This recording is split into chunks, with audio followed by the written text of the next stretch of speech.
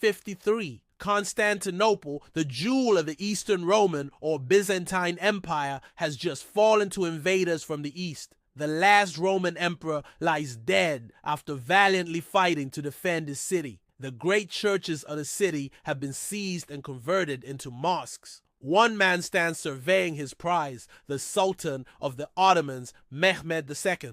But how did it all come to this? To answer that question, we have to go back to the very origins of the Ottoman Empire. In the 10th century CE, a nomadic people called the Oghuz Turks roamed the windswept steppes of Central Asia. Master horsemen and warriors, they lived in close-knit clans, constantly moving, always ready for battle. The Xiongnu had long posed a threat to China, but with the rise of Genghis Khan and his successors, the Mongols, the Xiongnu were pushed further and further west. Eventually, their only option was to flee across the mountains into the northwest corner of Persia or modern Iran.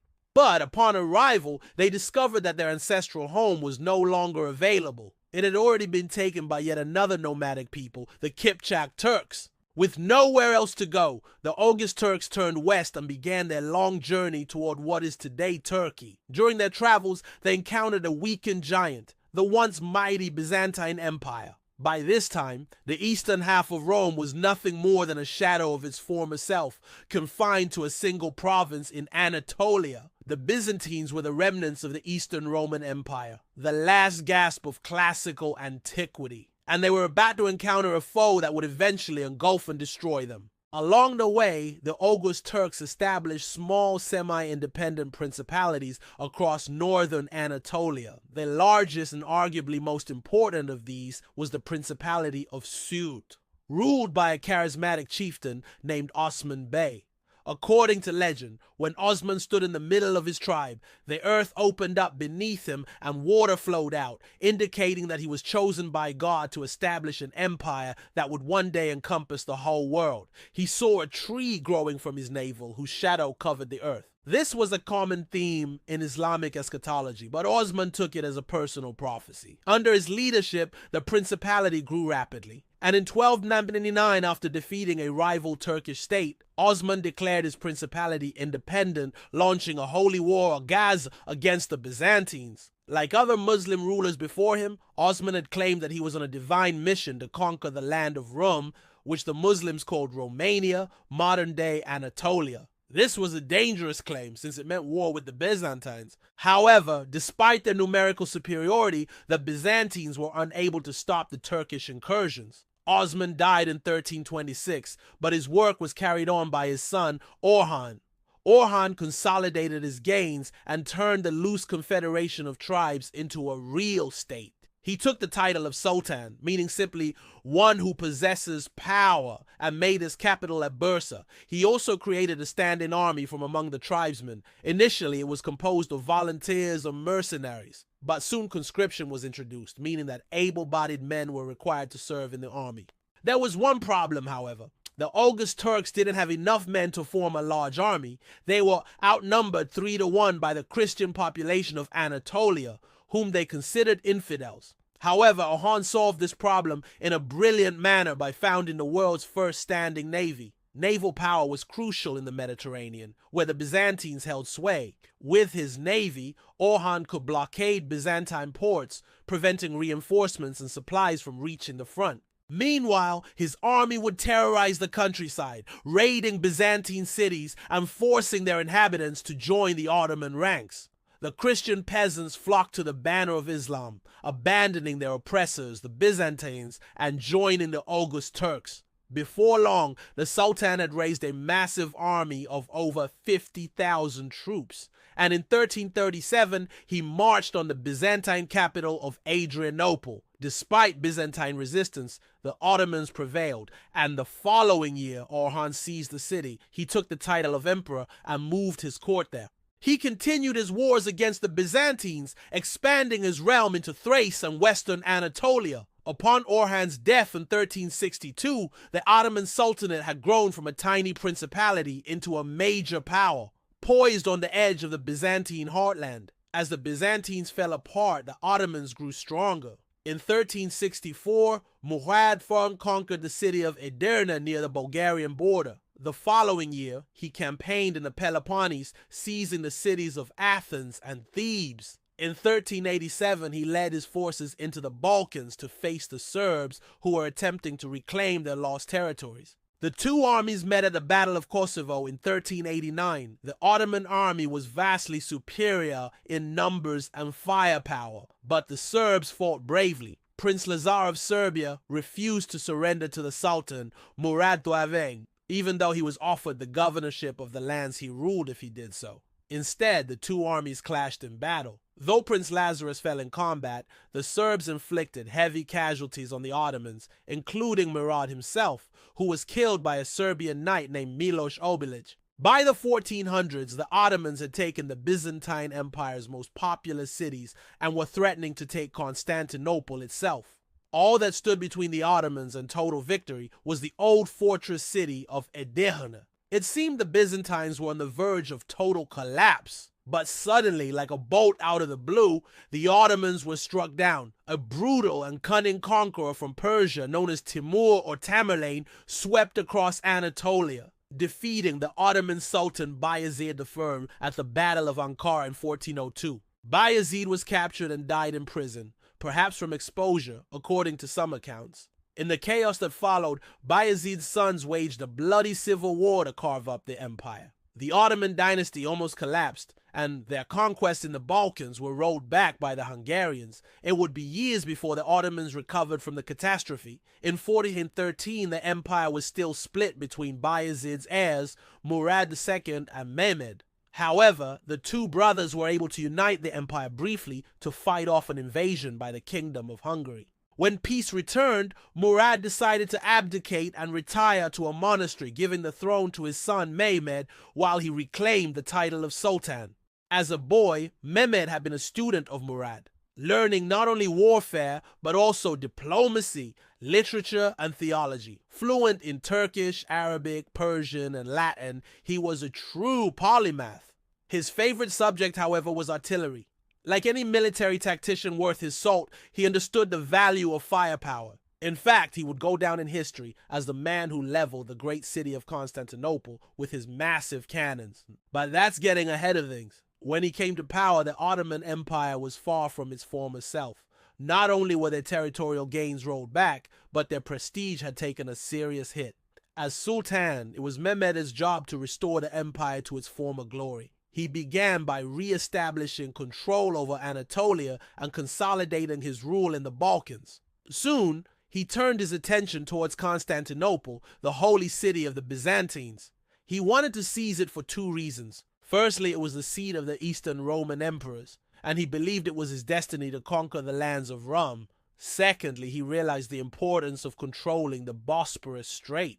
If he could do so, he would have unfettered access to the Black Sea, enabling him to challenge the Russians to the north and protect his western flank from possible invasion by the Europeans. To achieve this goal, he began building the largest and most powerful navy in the Mediterranean. Historian John Julius Norwich described the Ottoman fleet as a terrible vision of black sails, under a sky the color of blood, propelled by oars that beat the waves like the wings of a gigantic bird of prey swooping down on its victim. While the Ottoman fleet blockaded the city, Mehmed constructed an enormous cannon named after himself, which fired cannonballs weighing over 330 pounds. On April 6, 1453, his ship sailed from the Golden Horn, a bay on the Sea of Marmara on the European side of the city, to Rodosto, a fortress town at the mouth of the strait leading to the Black Sea. Once there, he began assembling his siege works, including a dockyard, workshops, barracks, granaries, stables, and fortifications. He dug tunnels under the city walls, placed heavy artillery, and stationed thousands of soldiers. On April, the guns boomed. Over the next 53 days, they relentlessly hammered away at the city walls. But the defenders held firm. It looked as if the Ottomans might fail, where so many others had failed before them. Perhaps this ancient city was just too well fortified to take. However, Mehmed had a secret weapon. His engineers told him that the Theodosian walls, built by the Romans in the 4th century CE, were too thick to breach with their artillery. But what if they could get behind the walls without going over them? And so Mehmed ordered his ships to be dragged overland to the shore of the Golden Horn. This plan was risky since the vessels were so large they wouldn't fit on the carts, so they had to be cut into smaller pieces. But it worked, and soon the Ottomans had a navy in the Sea of Marmara. With this advantage, the Ottomans were able to storm the city on May 29, 1453, and the Byzantines were routed. The last Roman emperor, Constantine the Famed, died in battle. Mehmed II entered the city and immediately went to the Hagia Sophia, the greatest church in Christendom. He converted it into a mosque and renamed the city Istanbul. The Middle Ages were officially over. A new force had risen in the world, an empire whose likes the world had never seen. We hope you enjoyed this episode, with a special thanks to our supporters. The splendor of Islam reached its apogee during the reign of the Ottoman dynasty, whose foundations were laid with the conquest of Istanbul in 1453 by Mehmed the Conqueror. The empire's initial expansion began with Mehmed the Conqueror, who consolidated Ottoman control over Anatolia and the Balkans, opening the gateway for future sultans to project their power into the Mediterranean. However, it was his grandson, Selim the Grim, who significantly escalated the empire's trajectory, expanding it dramatically south and east. After consolidating power in 1512, Selim set his sights on expanding the empire. His first target was the recently established Safavid Empire in Persia, which posed a growing threat to Ottoman interests in the region. The two empires clashed at the Battle of Chaldiran in 1514, where Selim's disciplined Ottoman army, equipped with gunpowder cannons, overwhelmed the Safavids, ending the latter's rapid expansion and establishing Ottoman dominance in eastern Anatolia. The spoils of this victory included vast amounts of gold and silver, solidifying the Ottomans' financial position and bolstering their reputation as formidable conquerors. Selim continued his ambitious campaign by turning his attention to the Levant. He sought to curtail the influence of the Mamluk Sultanate, an Egyptian dynasty of Turkish origin that had long dominated Syria and the Arabian Peninsula. By 1516, Selim's forces had advanced into Syria, quickly overwhelming the Mamluk armies and capturing Damascus. This campaign culminated in the Battle of Radania near Cairo in 1517, where the Ottomans decisively defeated the Mamluk forces led by the Sultan of Egypt, Qani Suleiman. The battle resulted in the annexation of Syria and the capture of Jerusalem, marking a significant shift in regional power dynamics. Selim went on to conquer the rest of Egypt, including Alexandria and Cairo, officially ending the Mamluk Sultanate and extending Ottoman rule over the holy cities of Mecca and Medina. This move established the Ottoman Sultan as the Caliph, the spiritual leader of all Sunni Muslims, a title previously held by the declining Abbasid Caliphate in Baghdad. Following these conquests, Selim executed many Mamluk leaders, including the former Sultan, while many others fled to the Arabian Peninsula. This ruthless approach contributed to the rapid consolidation of Ottoman authority in the newly acquired territories. However, despite his military successes, Selim's reign wasn't without internal challenges. His policies aimed at increasing taxes to fund his wars proved unpopular, leading to rebellions in Anatolia and the Balkans. These uprisings, coupled with his eccentric behavior and paranoia, including the execution of his own son, cast a shadow on his legacy. Nevertheless, Selim's impact on the empire's territorial extent and administrative structure was profound, laying the groundwork for the subsequent Golden Age under his son, Suleiman the Magnificent. And speak of Suleiman, after Selim's death in 1520, his widow, Hafsa Sultan, initially served as regent for her infant grandson, Mustafa. However, she soon abdicated in favor of her new husband, Suleiman, thus establishing herself as the most powerful woman in the Ottoman Empire. And from here, let us begin the story of Suleiman Kanuni. Suleiman ascended to the throne at the tender age of 26, inheriting an empire on the brink of greatness. The military campaigns of his father had expanded Ottoman territory, and it was Suleiman who capitalized on this momentum, leading the empire to its zenith of power. One of his first acts as Sultan was to capture the fortress of Belgrade, a strategic location in southeastern Europe, signaling his commitment to fortify and expand the empire's European holdings. Undeterred by his initial victory, Suleiman set his sights on the island of Rhodes, a stronghold of the Knights of St. John, an order of Catholic knights who had resisted Ottoman attempts at conquest since 1480. After a 7-month siege in 1522, the Ottomans prevailed, forcing the knights to evacuate.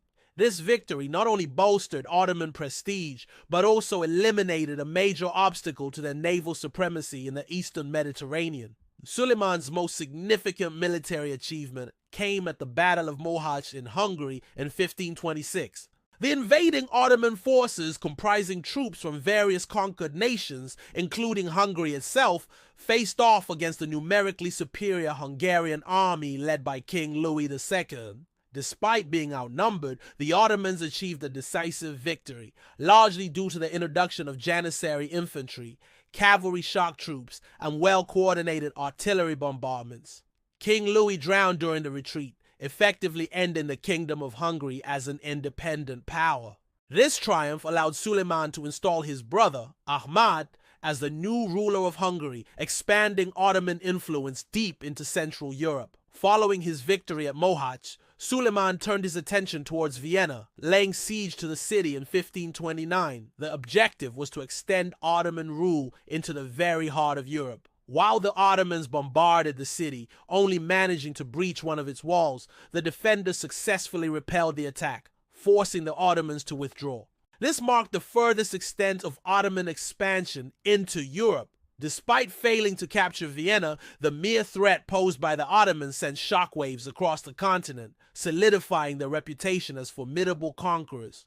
On the seas, the Ottoman navy flourished under the leadership of the legendary admiral Hayreddin Barbarossa. His victories, such as the Battle of Preveza in 1538 against the Spanish and Venetian fleets, established Ottoman dominance in the Mediterranean for decades. This naval supremacy facilitated the Ottomans' control over North Africa and the Western Mediterranean, contributing significantly to the empire's prosperity. During his reign, Suleiman implemented a series of reforms that profoundly impacted the empire's administration and legal system. Most notably, he created a centralized and codified legal system known as the Kanun, which replaced the previously fragmented and inconsistent laws with a single coherent body of rules. This comprehensive legal code applied equally to all subjects, regardless of their ethnicity or religion, ensuring greater justice and stability within the empire's diverse population. In addition to his legal reforms, Suleiman also made significant contributions to the arts and architecture.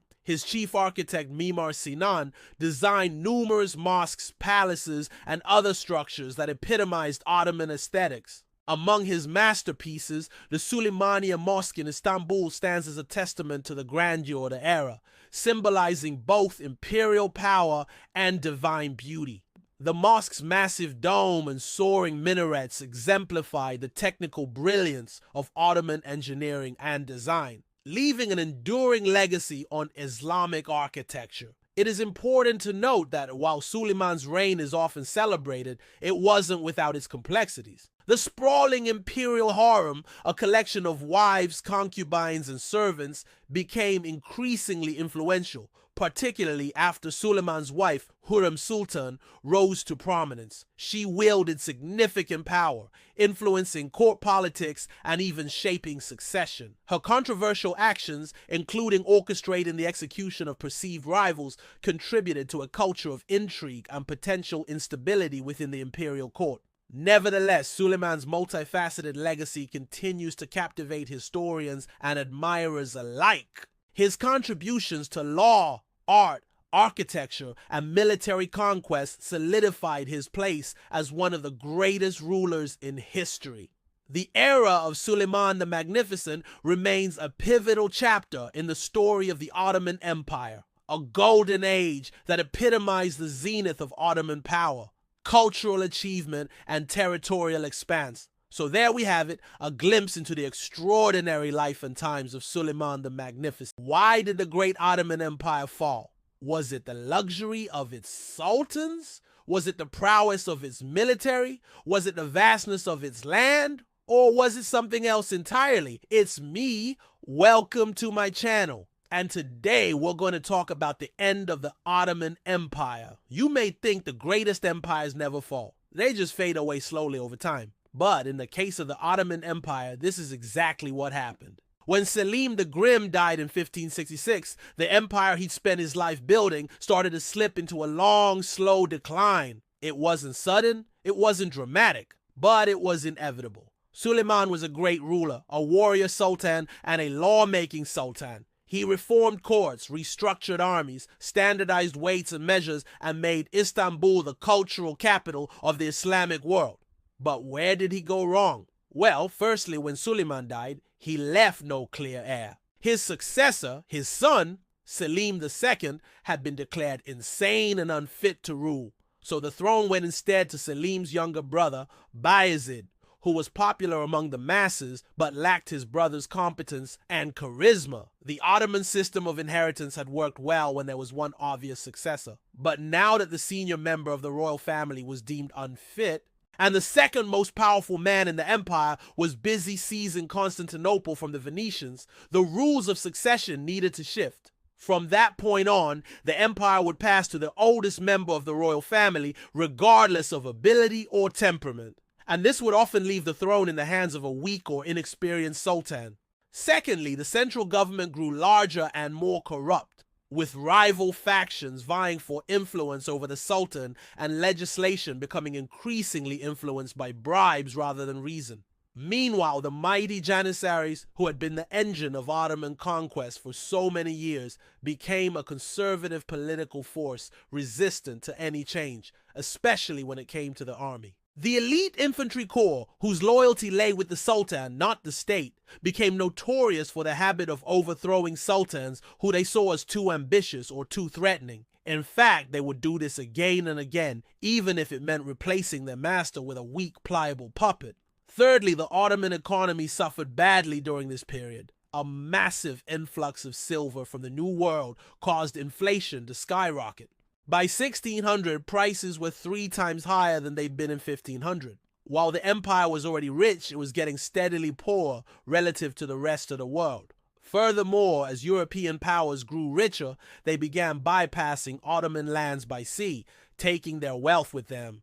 Trade through the Mediterranean and the Red Sea, once lucrative for the Ottomans, now provided little revenue. Finally, militarily, the world was changing around the Ottomans. In 1571, the Holy League, a coalition of European forces, defeated the Ottoman navy at the Battle of Lepanto. It was a devastating blow and proved that Ottoman naval power could be checked. But it was nothing compared to what happened just over a decade later. In 1683, the Ottomans laid siege to the city of Vienna, hoping to capture the jewel of Central Europe for the empire. But the Sultan's overconfidence and the sheer size of the Ottoman army proved to be their undoing. After weeks of futile attacks, a coalition of European forces assembled to relieve the siege. And while the Ottoman forces were victorious at the Battle of Karansabes, they were forced to retreat from Vienna itself. The siege was broken, and the Ottoman army retreated in disorder, suffering heavy losses along the way. This was no longer an empire on the advance. It was now on the defensive. The next century would become known as the Long Defeat, as the Ottomans would suffer defeat after defeat against Russia, Hungary, Austria, and Poland. For the next 2 centuries, the Ottomans didn't win a single major battle. The result was territorial loss. Russia, under the rule of Catherine the Great, crushed the Crimean Khanate and pushed deep into the Balkans. As European ideas took root in the region, various Balkan nations threw off their Ottoman overlords and became independent. The empire was losing entire regions, sometimes multiple regions, in a single year. In response, various sultans attempted reforms to modernize the empire. In the early 19th century, Sultan Mehmed II modernized the army, navy, and artillery. In 1839, Sultan Abdülmecid II introduced the Tanzimat reforms, which reformed Ottoman laws, administration, and education. These measures were designed to bring the empire into line with European standards and make it more competitive on the world stage. But they weren't enough. In 1876, the first constitutional monarchy in the Islamic world was briefly established under Sultan Abdul Hamid II, only to be suppressed 4 years later. The empire's greatest enemy during this period was nationalism, the idea that people should be ruled by their own nation state. This idea found fertile ground in the diverse multinational Ottoman Empire. Various ethnic groups, particularly in the Balkans, began to assert their identity and demand independence from the Ottomans. And one by one, they got it. Between 1821 and 1913, the following nations all won their independence from the Ottomans: Greece, Serbia, Bulgaria, Romania, Montenegro, Albania, Bosnia and Herzegovina, and Crete. All the while, the Ottoman Empire was growing ever smaller, and so by the 20th century, the sick man of Europe, as the Ottomans were now called, had become the weak man of Europe. Their demise was all but certain. All that remained was to figure out how. How could they possibly stay relevant? How could they possibly survive? The answer, of course, was World War I. The Central Powers promised the Ottomans territories in the Middle East in exchange for joining the war. But it was a fatal mistake. The war brought disaster, defeat, occupation, and the Armenian genocide. Amidst all the chaos, a young, brilliant Ottoman general named Mustafa Kemal Ataturk led a nationalist movement that rejected the occupying forces and the crumbling sultanate. Years of foreign domination and humiliation had radicalized the Turkish people, and they wanted their country back. And so the last sultan was deposed in 1922, and the Ottoman Empire officially ended. In its place rose the modern secular Republic of Turkey. Thus ended the Ottoman Empire, which had lasted for over 600 years, 95 of the previous 1,000. An empire that had once terrified Europe, that had once dazzled the world with its riches and power. Now gone, leaving behind an extraordinary legacy of incredible architecture, of a proud and complex history, and of a forever changed world. If you enjoyed this episode, then please leave a like, subscribe, and watch another episode. You can also check out my podcast about global history or follow me on social media. Thank you for watching. Goodbye.